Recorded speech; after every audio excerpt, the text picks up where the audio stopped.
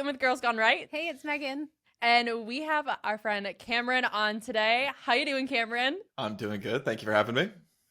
So Cameron actually decided that he wanted to come on our podcast, which I don't think he has any idea what he's getting himself into. Balls. Yes. We're going to have some fun. So I know Cameron when I guess we met when I was in college through my ex-boyfriend. Ew. Yeah, ew. And and now he's on the podcast. So Cameron, tell us a little bit about yourself. Yeah, so I'm Cameron. I'm in North Carolina. I own a productions company that really just does everything from weddings, events, TV commercials, pretty much everything. Okay, so also a little background. I used to work for Cameron, so that's also how I know him.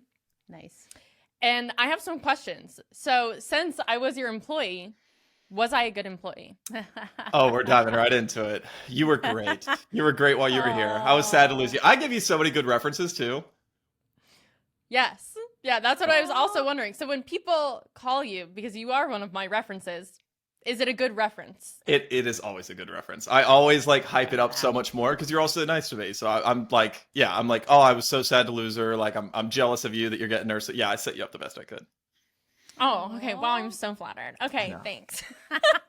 I'll boost your ego at the beginning of the show. Yeah. Let me fan her off a little bit. Just had to get that out of the way. But yeah, I did work for you for a year, and so it's just crazy. Was I a good boss? No.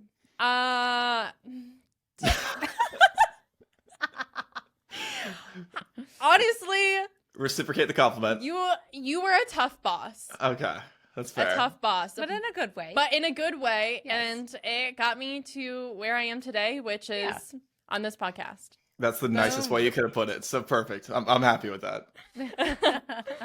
So let's get into it. First question. Also, as you see, we have some alcohol here. Yes. Show us your drink. What do you drink? A choice? Yeah, reveal it. It's a Is that Truly. a White Claw? It's a Truly. Okay, I moved away from the White Claws. Yeah. Okay, this is like a step down from the White Claw. Just douchery. Yeah. That's okay. We'll be manly and have the beer. Yeah. We're switching roles for this. Yeah. But it's not Bud Light. No. This is safe beer, so it's fine to drink. One is local. Hell, shout out good people in Birmingham, my hometown. So if you don't feel comfortable answering these questions, feel free to take a drink and vice versa. Yeah. We're just going to have a little party. First question. Biggest fear in starting your own business? Ooh. I'm going to answer that in a weird way. I've always had the fear of the alternative. That's always how I've thought about these things. So instead of fearing like doing it, I always would have feared what would have happened if I didn't. So like if through anything, like even if it was like asking a girl out or something, the fear would always eat me up more of why didn't I do it? And I hated like going to bed knowing why I wouldn't do something. So I think I would have been a lot more regretful had I like gone the normal route and went and got a corporate job and always looked back and said, could I have done something? Yeah. Very good answer. That's a great answer. I also agree with that. Yeah. I would much rather live and know and attempt the thing that I want to do and live with failure rather than living wondering if I would have succeeded in something. Like at least if I tried it and I failed, like I knew it wasn't meant to be. Exactly. Yeah. I teach group fitness, and like one of my like coin phrases that I always say is like, you'll never know until you try. Like you just won't. Yeah. Some would say, fuck around and find out. Yeah. Where's the chart when you need it? I'd rather have the closure. Like I'd rather like know that it didn't work or did work. I just like having like the closure of knowing. So it worked out, which is great, but Yeah. I love that. So was there ever a point where you thought you were going to fail or that you should give up? No. I feel like I should say yes, because I feel like that's the more like not cocky answer to give, but no, I think I always was like pretty confident that it would work out because from the beginning it took off pretty quickly. I mean, there were times that like, the phone wouldn't ring for a few days and I'd start to have that in the back of my head, but I never thought it would be like a failure. Very confident. Yeah, very confident. This is why I was a good boss. Yeah.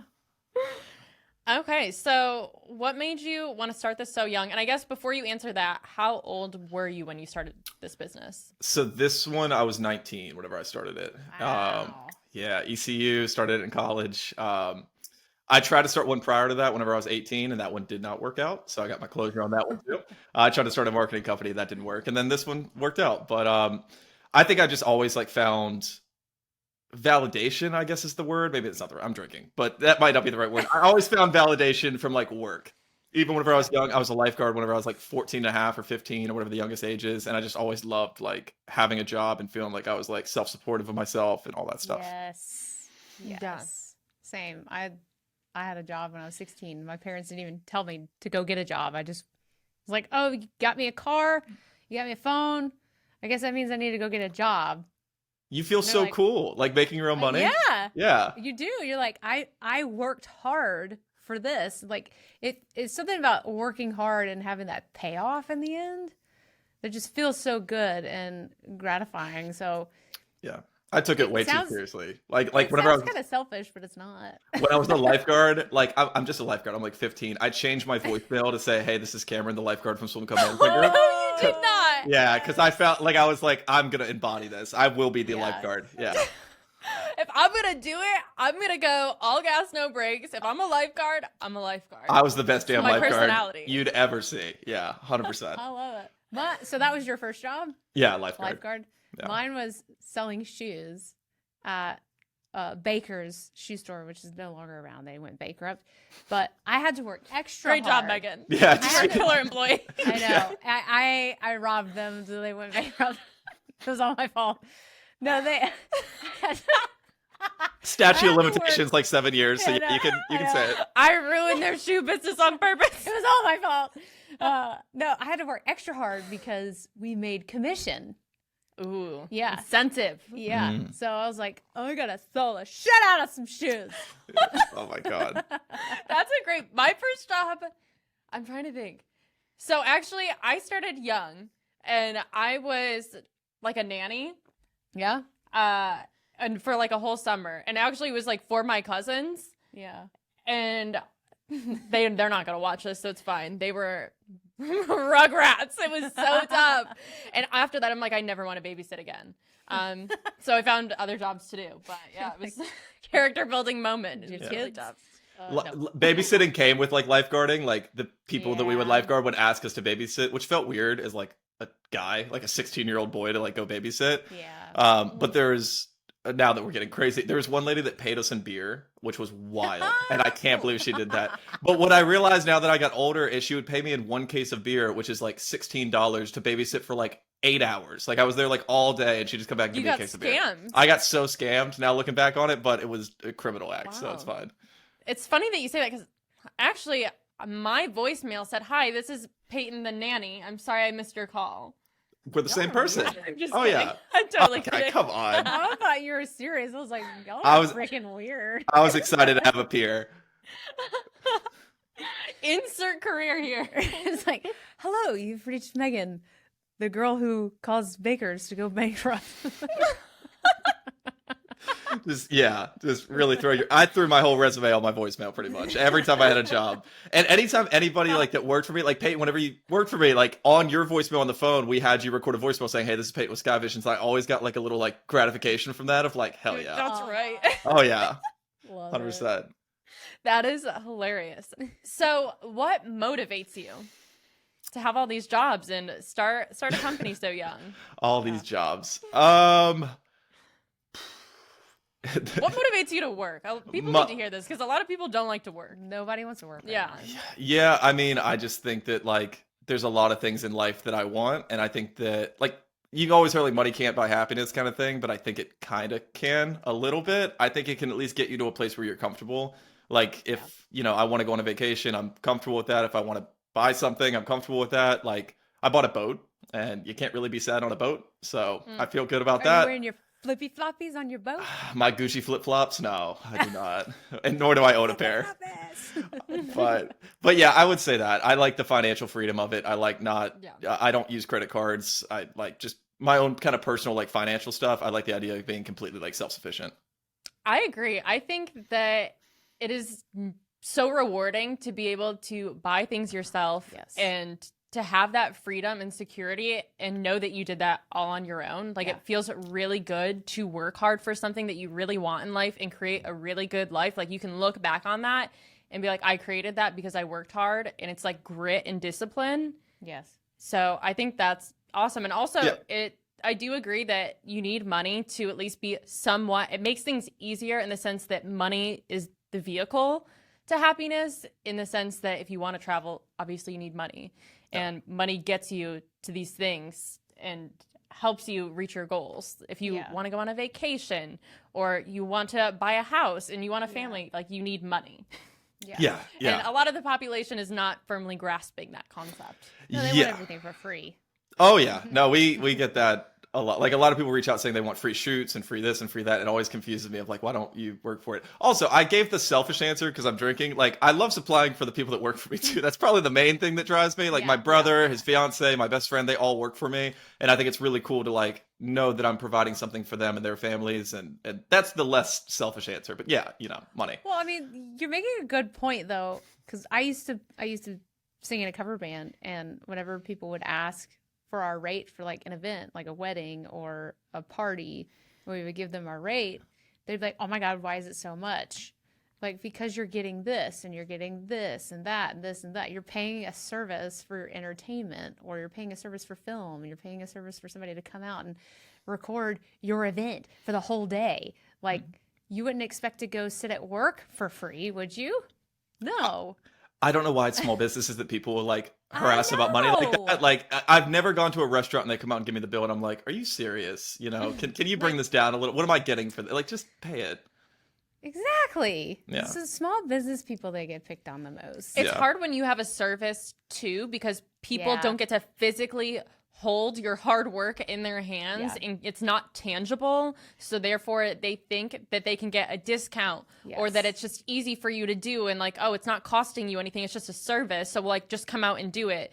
And they expect some sort of discount or something for that. Yeah. So I think that's where the industry that you see it a lot in is these service industries. It makes things really hard. And, if you have a friend, they're like, oh, I get a friend discount. And even if it's like a friend that you haven't talked to in a while, they just expect it just because it's a service.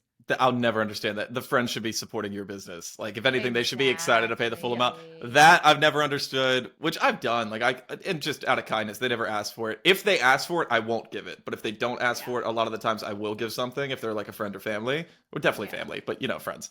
But yeah, no, I don't get it. You should be supporting the small businesses for sure. Exactly. Yeah. So I'm gathering here. Are you a workaholic, Cameron? Yeah. I've been told this ample times. Yeah. Wait, are you single? I am. Dun, dun, dun. That is probably why I'm not, or why I am single. Yeah. You are single? I work a ton. Well, I mean, like, yeah, to me, it's normal though, because since 19, I've been doing this. So like, it's not unnormal for me to do like an 80-hour week, but then I'll like go on a date or go on a few dates, and they kind of start to get to know my work schedule, and they think I'm insane because I'm just working all the time. And that's been a little bit of a barrier to entry, because I don't think there's a good like understanding of like, oh, this is like normal. I'm not like trying to show off. I'm not trying to work for no reason. Like, this is just my life and kind of how this goes. So, yeah. It's like a take it or leave it kind of thing. Yeah. I mean, I'll work with you a little bit, but yeah, it's definitely like, that's probably the biggest shock when it comes into it, is I think people see the material things, and then all of a sudden they're just like, oh, you work really, really hard. It's kind of hard to like, go on trips or go on vacations. Like, it's hard for me to like really leave town because of what I do. I'm really selling myself down, but yeah, pretty much, yeah. You're like, listen, there's more. He's really a great guy, ladies. Great guy. I just work a ton. Work a ton. Yeah. Well, the dedication part is a great Yeah, that's a huge characteristic and attribute of yours, because obviously, like, work is important to you, but you also have a true commitment to your work, which is obviously a good sign when it comes to like a relationship. So you're seeing the plus in it. I've always said that too. Like, in a relationship, I'm like, entrepreneurs are like the best, because they like, it's nothing but commitment. It is nothing towards like, I can't, it's not like I just go where the grass is greener and go leave this job and go to another one. Like, I will work on something if it needs work, but I think it's also tough because I have, I guess, such a high, like, people expect so much from me, like my clients, that I have a really high expectation of myself, of like how I communicate and how I like pretty much do a lot of things, and I think that can be tough too, just because I hold myself to such a high standard. Not saying I have that. Okay, yeah, I do have high standards, but you know what I mean. Like, I keep very high standards in terms of communication and just like being efficient and stuff, which I guess with dating isn't always going to be the case. Yeah. Yeah. Yeah. So what I'm hearing is, you're a perfectionist? Yeah, to a certain Today I extent. feel. To a Yeah. certain extent, yeah. Okay. I am. Yeah, I'm like a struggling perfectionist. Yeah. And I don't even know if it's perfection. I'm just like a control freak in the way that like I just feel like every aspect I want to like know what's happening next. I like schedule things out. And I used to honestly be way more type A, and some would say I've loosened up. That's In called the sense that's called a I- control freak. That's not a perfectionist. That's just a control freak. Okay, maybe a control freak. I will say maybe it's like not the perfectionist where I'm like focusing. I'm not very detail oriented. And Cameron, you probably know this because I worked for you. And anyone that I've worked for knows that I'm not extremely detail oriented. But I think that I am definitely just a control freak, and I struggled with that for a really long time. And my last relationship ended, and that was something that he like threw in my face, was like, you're such a control freak. He called me, I don't know if I can say this, but I'm going to. He called me a Oh. yeah. So he said I was a I'm like I don't even know what that has to do with me being controlling, but apparently that's what I was. I wish Leftover. I wish Run. I wish I got more of that Peyton while you worked for you were in operations management. Like, your whole job was to be control freak, and like so you know that that, didn't hit me until afterwards, and then it just I don't know, something sparked in me, and like I like being like very type A and like having everything planned and scheduled, and like everything was down to the minute. And my ex was like, that is like such a toxic thing about you. And now that, you know, that ended, I had a lot of time to reflect. And some would say I'm very easygoing, go with the flow, and I'm more spontaneous, and I'm more willing to be flexible with my schedule to do things that are good for me, like go out and have fun sometimes. And I didn't used to do that before. You're starting to rub off on me. are both of you good. single? Or is this a safe space? Okay. Well, No, Megan's married. okay. Like, actually married, or like, okay, yeah, actually married. Yeah, no, Megan's That's actually the other kind.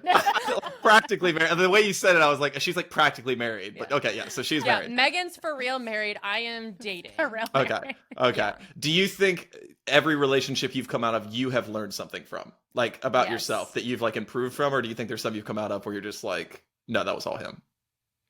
Yeah. Yes, I have learned something about myself and that the other. Your preferences, yeah. Yeah. Yeah. I had a boyfriend all through high school, and I'm just gonna go ahead and say it. He's a piece of shit. There we go. Yeah. Let it out. Yeah. I mean, all of our high school boyfriends are Yeah. POSs. So, I mean, I learned a lot from that. Mainly just that I think I was obsessed with the fact that I just wanted a boyfriend for a long time, so I could be like, oh, we've been dating for like 3 years. Oh my God. But it turns out he was just a horrible person. And then I started dating in my early 20s and made a lot of mistakes along the way. And How old were you when you met your husband? how old was I when I met him? Or when you guys started dating? 21. Dang. I was like, I just wanted to 21, compare 22? myself. So, out of curiosity, you can drink if this is a question you don't want to answer. What made your first boyfriend a piece of shit? Like, what was not good about him? Okay, Peyton drank for you, but yeah, you can drink if you want. I'm like so intrigued.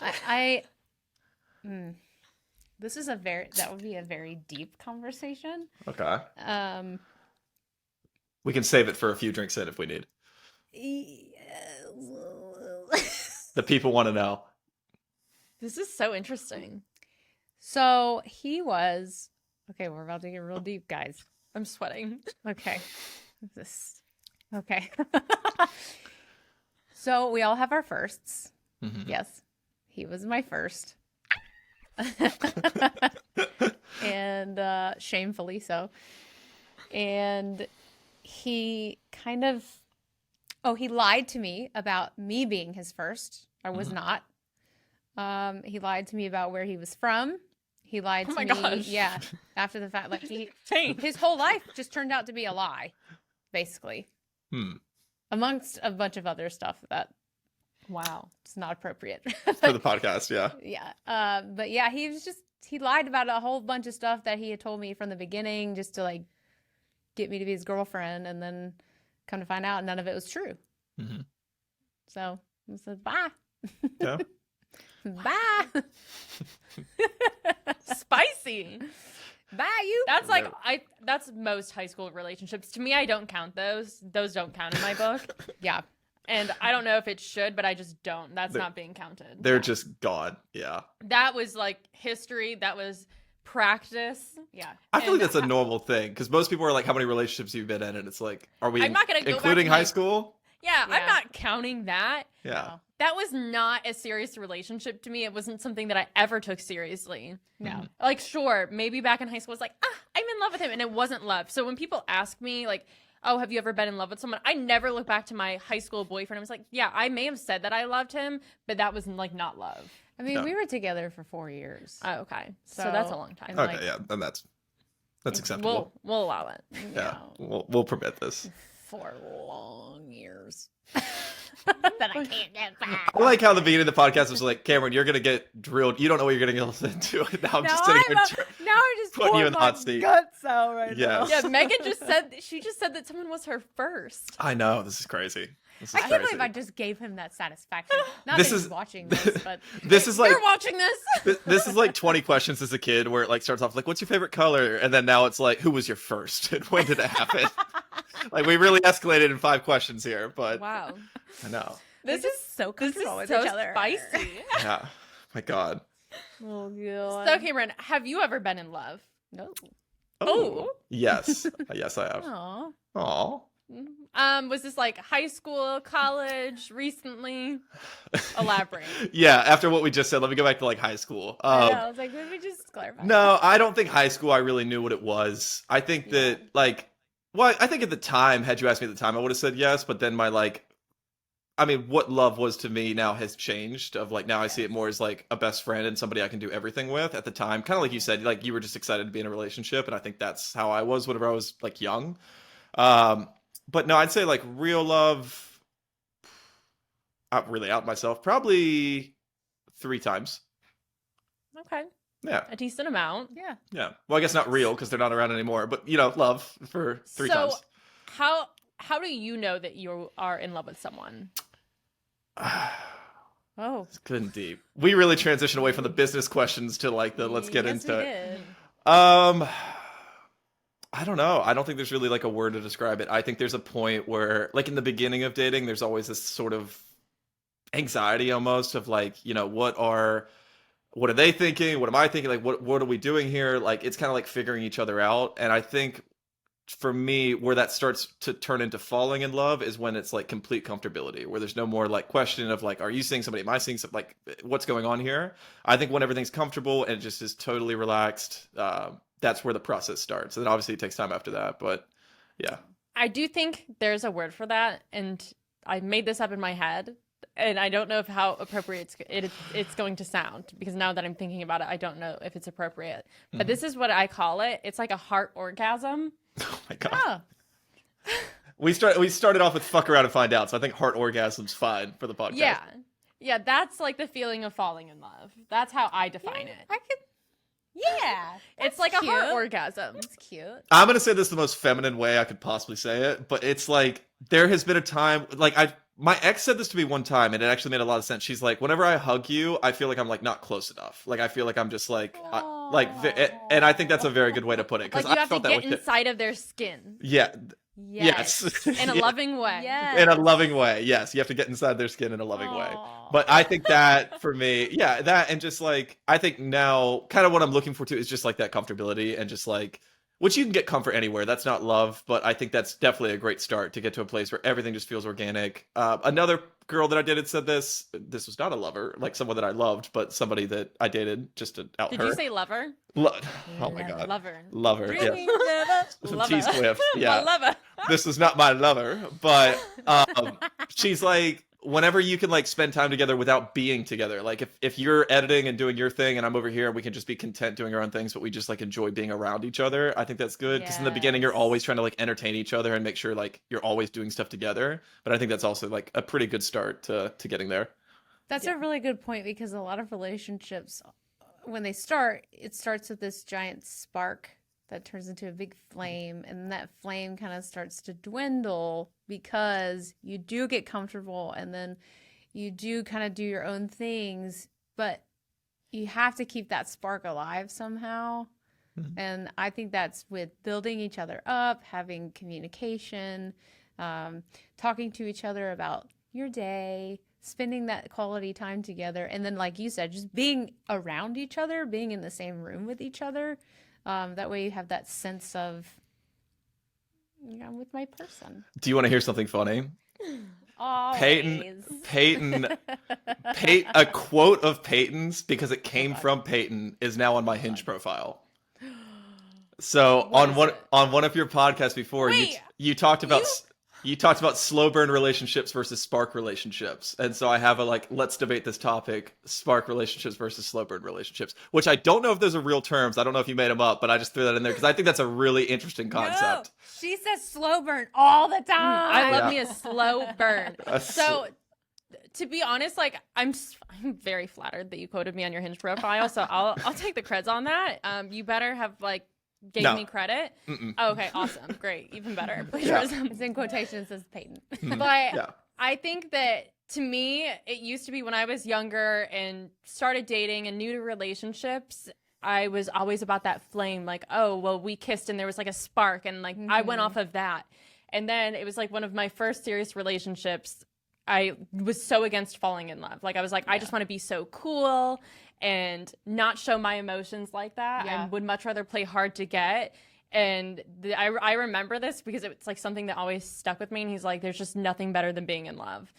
And that moment was like, okay, first of all, I'm a cool girl. Like I'm going to play hard to get. But now that I'm older, I'm like, actually, I feel like that's so true. And I'm going to get sappy. But I think that there's something so much better, especially being like in a relationship for a while. Like now that I'm out of one, I'm like, that actually wasn't a terrible relationship. And I learned a lot in the sense that there's like nothing like being in love with someone, in the sense of like having loyalty, trust, and building a future with someone. Like that is unmatchable. Yeah. And when you have all of that in someone, it's not about like the fiery spark. Like it's great to have a spark, but it's not all about that. And to me, like when you are loyal to someone and like you can look in a room full of people and make eye contact with someone and they know how you're feeling, like there's just nothing better than that. Do you think spark relationships can work? I think that you can meet someone and have a spark, but it's like, okay, but if you just focus on that spark, if you're just focusing on the making out, the physical touch, and the little things, it's never going to turn into that slow burn, but you have to actually... Did you just say focus on the making out? Was that the first thing you listed on that?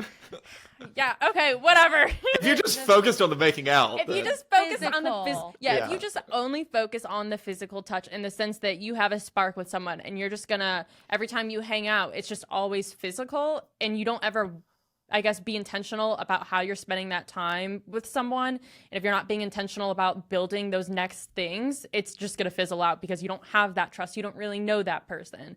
And you have to build a foundation early on in a relationship, I think, if you want it to actually turn into something and have something long lasting. That's why I love the love languages, because you typically have two really strong ones, but it's important to grow in all five, especially as a pair, as a couple. So like one of you might be physical touch and the other one might be quality time, which is great because opposites attract. So you can kind of work in that quality time with physical touch together. But I have a question. Go for it.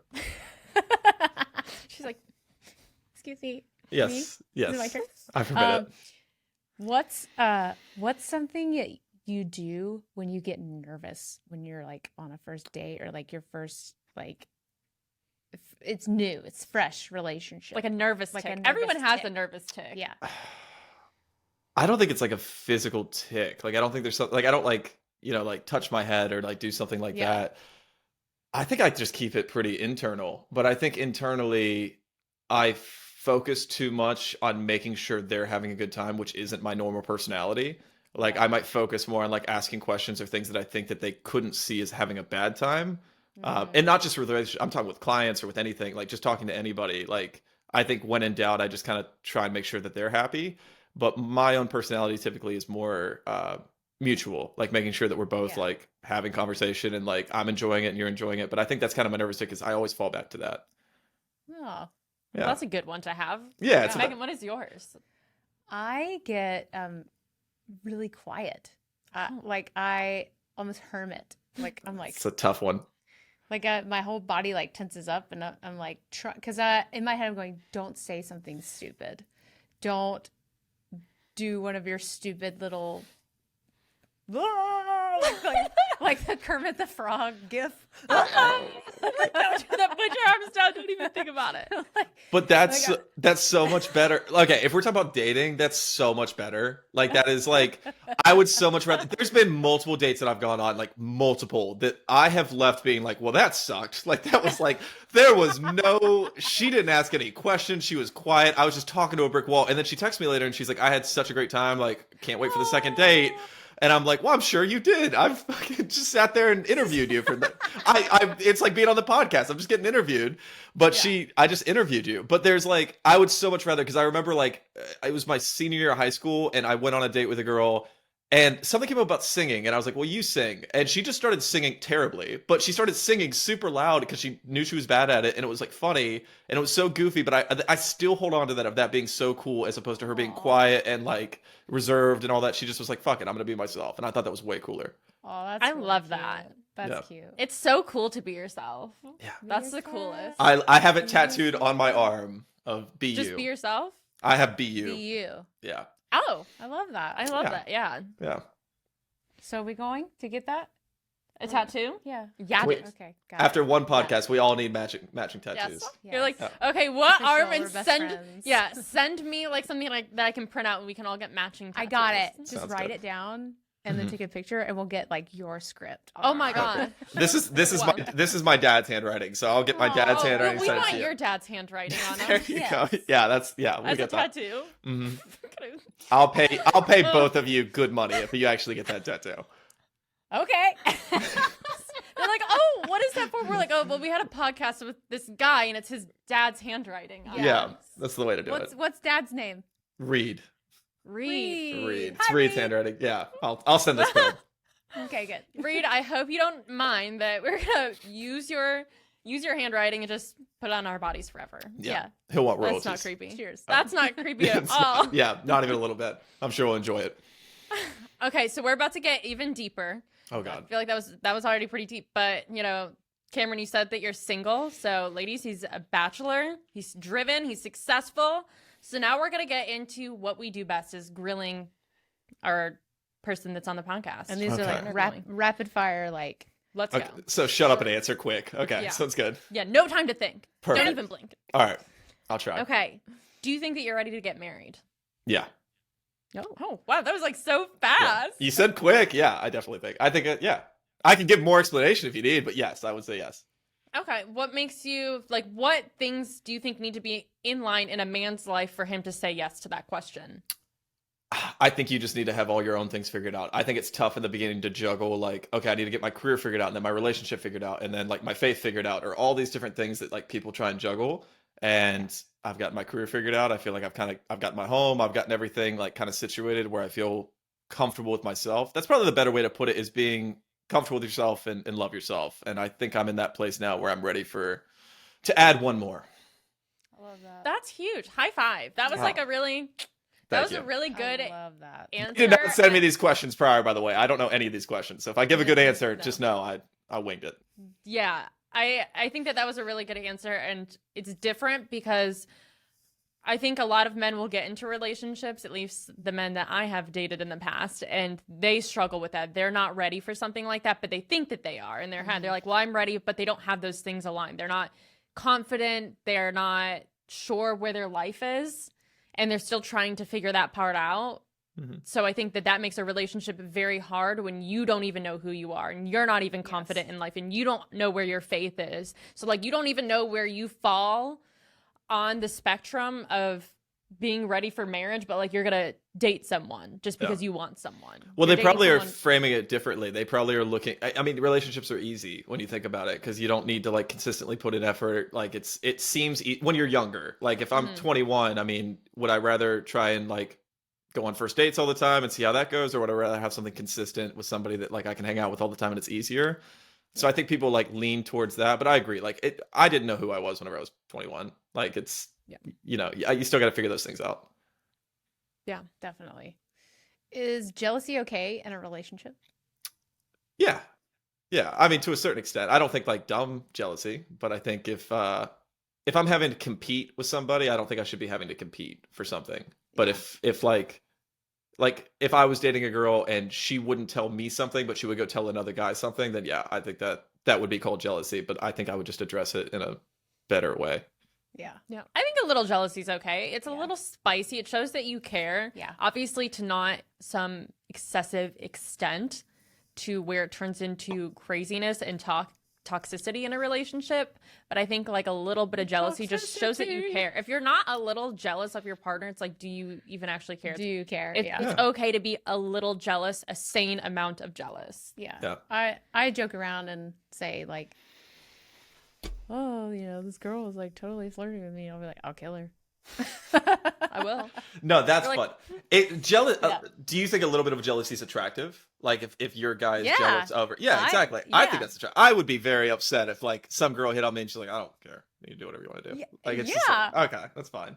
Yeah, if I'm out in public and I'm like at a bar or something or getting a drink, I'm like, that man just like he keeps staring at me. Or like someone came up to me and asked me for my phone number. They're like, who? I'm like, no one. I just wanted to see. That degree of jealousy, like I always with my guy friends we talk about this where I'm just like if I'm dating a girl and a guy comes up and tries to buy her a drink, like he didn't know any better. Like it's hopefully you're a pretty enough girl where guys are trying to buy you drinks. Like I feel like that's a compliment to me. But if he's like disrespecting me, then then that's a different issue. But like like I don't think I would give my high five and be like, appreciate you. Yeah, that's mine. But thank you. Yeah. That's a good take. Yeah. That's a great take. That's a mature take. Yeah. So since we are Girls Gone Right and we are a little political, we're gonna get into it. Is it okay to have different political beliefs in a relationship? I guess it depends on how the two people would handle it. Like I've dated somebody that has different political beliefs than me. And funny enough, she didn't like when I'd listen to Ben Shapiro. And that was always like that was pretty rough. Guy. Yeah. So That guy. but at the end of the day, it's not like every conversation we had brought it up. But to me, I think it's important if you're gonna get married, then you have the same views. And a lot of politics are gonna come into like raising kids and like your beliefs and everything. So yeah. For me personally, I'd like us to be on the same page on a lot of stuff. Specific stuff. Great answer. Yeah. Yes. If not, what age? Oh, sorry. Skip that. It went out of order. Next. Like, Okay. what? I don't. Okay. We already answered that one earlier. What do you think leads people to cheat in relationships? Oh, that's gonna get me in trouble. Not because I cheat, but just because like shouldn't be a reason. Yeah, like I feel like the PC answer is there should be no reason. But I think if you I don't know what I'm allowed to say on the podcast, but like if let's say that like Just say it. Okay, let's say like I'm dating a girl and we're having sex all the time and then one day it just stops. Like for no reason, no communication, no anything. I could see a lesser man going and cheating. I would not go cheat. I would communicate about it, but I could see somebody being like, and then feeling justified almost in the extent of, well, you did this, so I did that. Yeah. But I don't think that's right to like have like a harsh stop on something. I mean, if there's like a medical reason or something, like then I get it, but I don't. I think that could lead to that. Yeah. I agree that I do think that I don't think that cheating is okay, but I do think there is something in a relationship that leads people to cheat. And I don't think that it's always something in the relationship. Sometimes it's something about the individual. Sometimes people are just shitty and they do it. And that's what leads them to cheat is that they don't have good morals and they don't have good values and they're insecure. So from an individual perspective, that's a reason. Or in a relationship, you're obviously not getting something filled, so maybe they're seeking it elsewhere. I don't think that it's okay. Yeah. But I think that that's why people do it. I I also just like, I like asking this question also because my therapist brought this up because I was cheated on. And she literally told me, she's like, well, why'd you get cheated on? I'm like, what? Who asked that question? I would ask that. I would ask that. Why did you like that? Honestly, I never thought about that. I'm like, no, that's not how this works. He cheated on me. Yeah, I don't have to answer any questions. But it's a very insightful question because I'm like, wow. Okay, Have you? That does make sense. Get ready to drink. Have you ever cheated at any point in your life, even young? Yeah. So On the douche. Okay. Peyton, what about you? So I have cheated, and there's obviously never a good reason to cheat on someone. It was someone that I dated in college very early on. And this was one of those relationships where I wouldn't consider serious. It was long distance. He went to ECU, and I didn't really see him all that often. That's not the reason. He was a psycho. He was honestly a crazy person. And I remember he would come over to where I lived in college, and he was like really upset that I was just living my own life. He went to ECU, he graduated, and he would come over and hang out with me there. And one time he was crying or something, and my roommates were texting me asking if I was okay. And I was like, no, it's him. Like, I was trying to break up with him, and he just would not allow it. He was like always crying. And my roommates were like, he makes us really uncomfortable because he cries all the time. And he's just like kind of really mentally unstable in the sense that like he always seems like an emotional wreck. And so at this point, like, I tried to break up with him. And when I did, he would like say crazy things back. Like, there's no point in living and like things like that. So it got to a point I'm like, I don't know how to end this with this man because I just can't do it because I feel bad. And I know you're not supposed, this is not the way to do things. And I deeply regret it. But at the same time, to me, it felt like an out. So I cheated on him. I told him that I cheated. I'm like, and that was it. And it ended the relationship. I think I remember that, but because I think you were working for me at that time.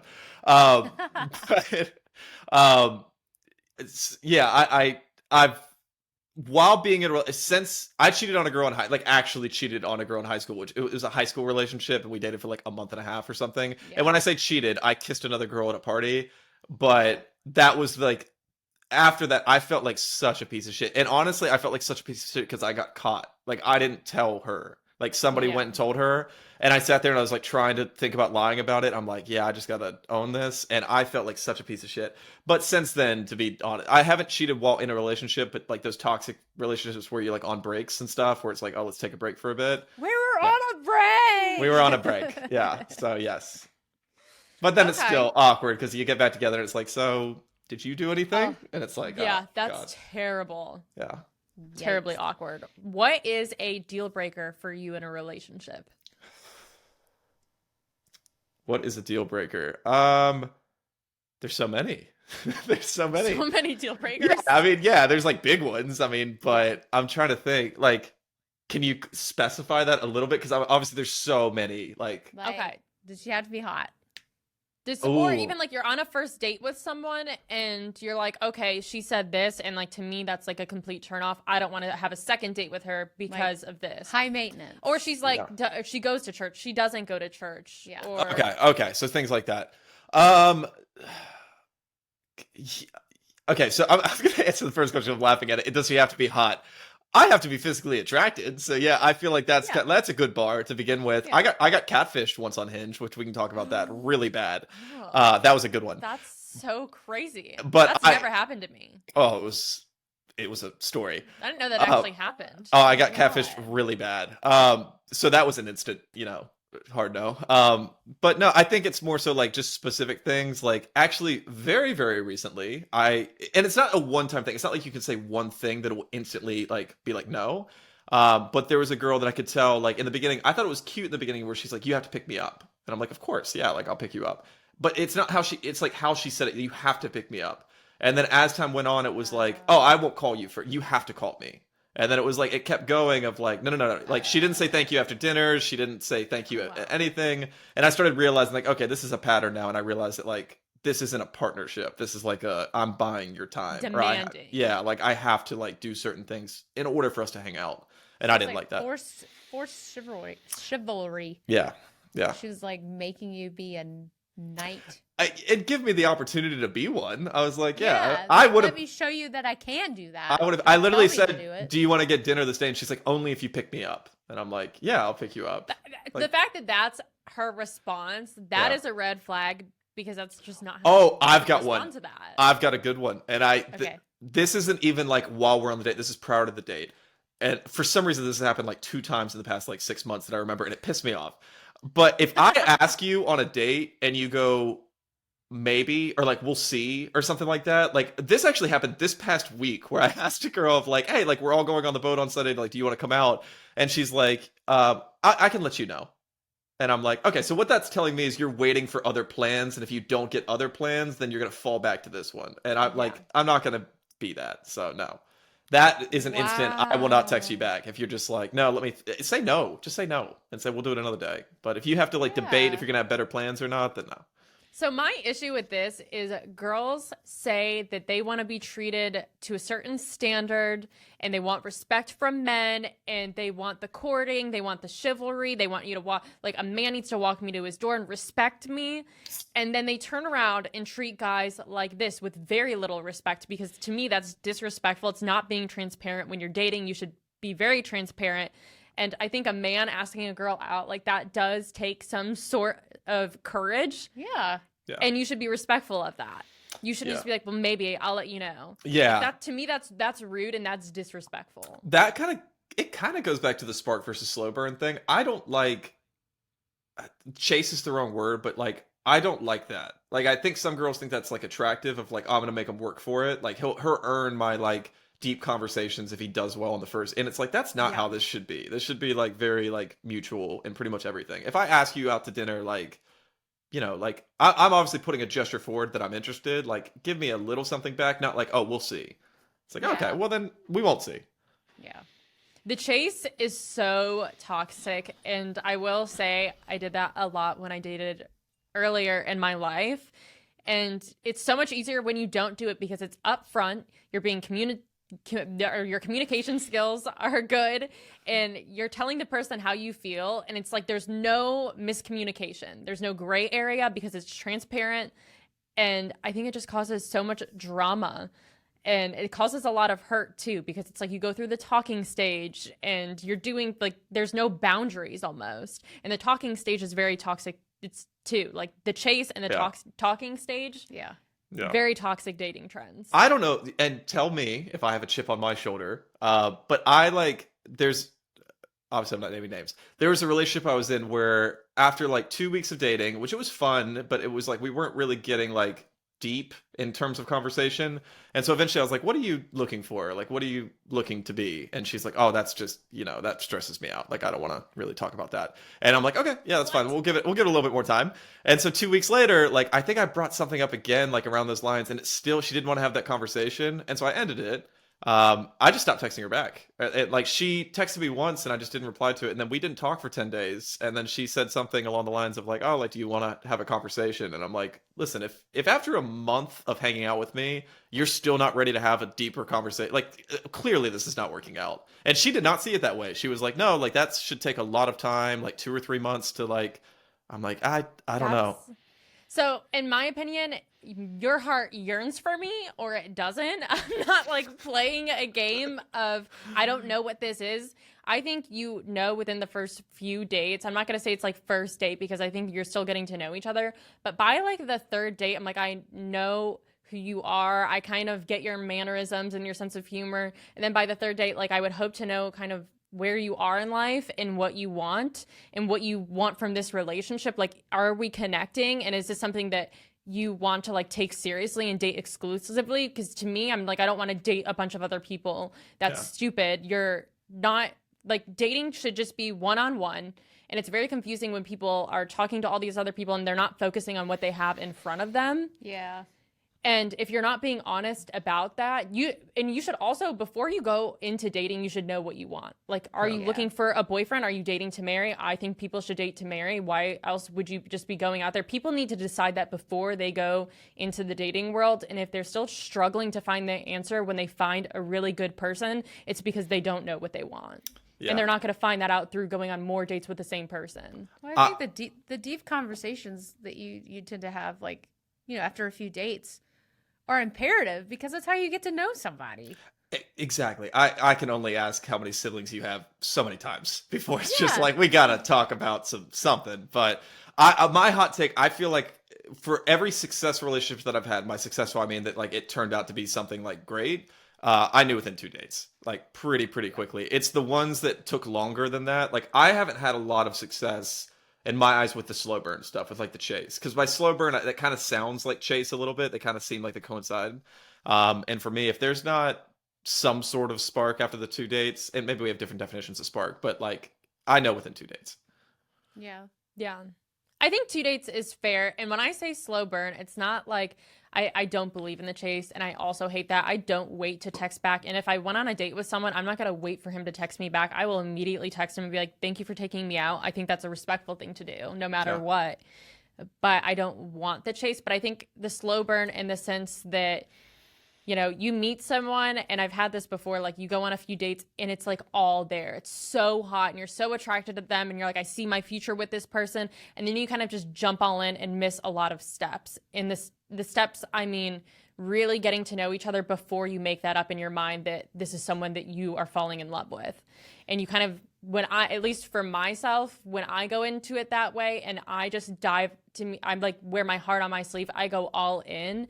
And that's like one of my faults. So I appreciate the slow burn in my relationships now, not the chase, but mostly just getting to know someone, taking it slow, going on dates, not feeling like there's pressure to feel a certain way by this date, or know that this is the person that I want to spend the rest of my life with by a certain flow. Yeah, just going with the flow and letting the conversation flow, but also hitting those certain talking points. And that's what I mean by slow burn. And then I'm like, eventually it turns into something, but I'm like, oh wait, like I'm doing that now. I'm like dating someone, and instead of rushing into it, like we've been going on dates and really have gotten to know each other and built a friendship, but also like while dating. And it's like, if you like someone, but like you have to build that friendship first. Building the friendship's definitely important. Yeah.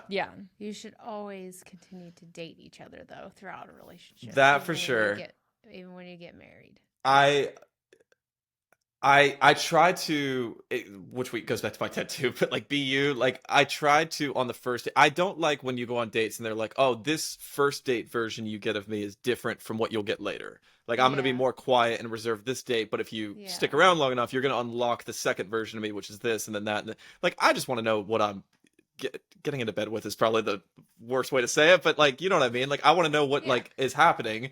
So I try to correct the issue that I don't like. So when I go on a date, I try and make sure that like what you're getting on the first date is the same guy you're going to get on the, 6 months or a year or whatever it might be, to a certain extent. Obviously, like there's things that come with time, but I don't know. I've never understood that of like, I like this person, so I'm going to hold out on this person and make sure that they don't know certain things. And like, I'm going to put it on my schedule. I don't think that's really up to you to decide. I think that should be like a team effort. And if one person's pushing for like a deeper conversation or to talk about something that's important to you, like if it's not matching up, then maybe it's just not a good connection. Yeah. Well, this was really good dating insight. know. And this conversation was not even planned, so I like that it kind of just flowed. It really did. And we had some really hot I think we should have you back. Yeah. It's over so soon. That went so quick. I know. How did you feel about this? Because you did not see that tail end of the conversation. So did you feel like you just did not know what you were getting yourself into? I feel like you guys could have gone deeper. Oh, okay. Well, then there's No, I'm joking. Note taken Yes. for the next one. guys, if you when you liked said it. Oh, sorry. Go ahead. No, go ahead. I was gonna say when you guys started, I was like worried. Like that's why I've been drinking some White Claws. I'm like, oh god, like, what questions do we ought to get? But those are pretty easy going. Pretty easy. Honestly, it was more so good conversation and laying the groundwork for part 2. Yeah. I I'll think come so. back. Yeah. So hopefully you guys enjoyed this, and we got a lot of hard-hitting questions like Meghan steals shoes, and ruined a small shoe store. It was actually a very big shoe store. Oh, okay. She's like, actually, I want to take credit. It was a very large shoe company, and I destroyed them It just means that- single-handedly. She took down a monster. Yeah. A lot of shoes. No, I didn't. I didn't steal any shoes. There were employees that did, but I didn't. Not me. I'll give their names. I will. I'll give them up. What is a stripper? I don't remember her real name. So I probably can't be that helpful. I'm so sorry. Cameron's like, Oh I my didn't God. sign up for this part. Okay, well, Cameron, thank you so much for coming on Yes. and volunteering yourself to this and, letting us just Be pry crazy. into your Yes. life because that's Yeah. really fun for us. I'm honored to be on the first drinking episode of Girls Gone Right. Yes. Yes. Also, we've actually Cheers. never drank on an episode. They're Yeah. all sober, Sally. So we're over Sober here just Sally. sipping a beer. Drinking Diana's. Yeah. What is that? Does that sound like a thing? Sober Sally drinking Diana's. Oh, I like it. I made that up. Okay, well, thank you so much for coming Yes. on, and stay tuned for part 2. Yeah.